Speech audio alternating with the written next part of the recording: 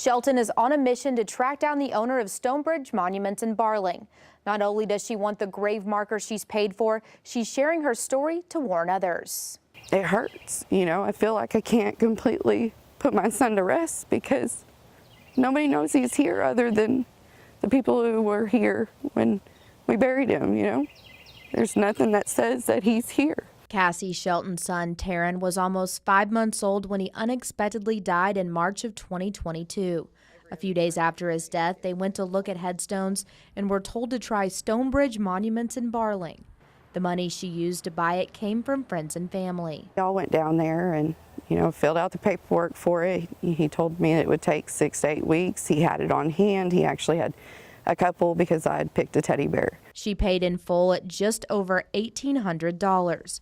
6 weeks went by and she didn't hear anything, so she called. He told her he'd called to go over the layout before he started engraving, but didn't. Once she finally got a hold of him, he told her to give him more time.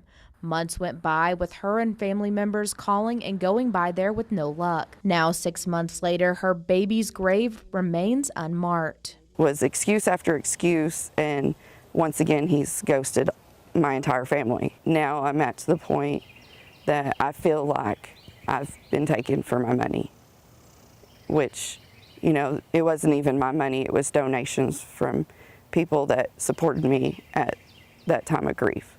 5 News has called all numbers associated with the business and all were disconnected. Your call cannot be completed as dialed. So I went to the business and no one was there. And inside an empty office, according to Google, the business is permanently closed. We also confirmed with the city of Barling the water has been shut off at this location for months. I feel like a place of business like that, you got to put your heart and soul into it, and you got to actually have heart for something like that. And it just feels like he doesn't have it. Shelton just wants to make sure this never happens to anyone else. At one point, Shelton says she went to Stonebridge and men happened to be working on the water lines in front of the business. Asked them, I said, do you guys know anything about this gentleman? Is this something that you guys are doing for him? They said, no, we have no idea who he is.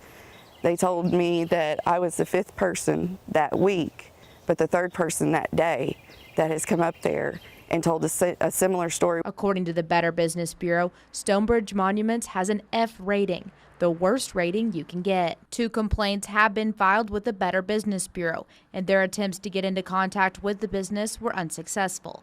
They say never pay up front in full for work or products to be delivered.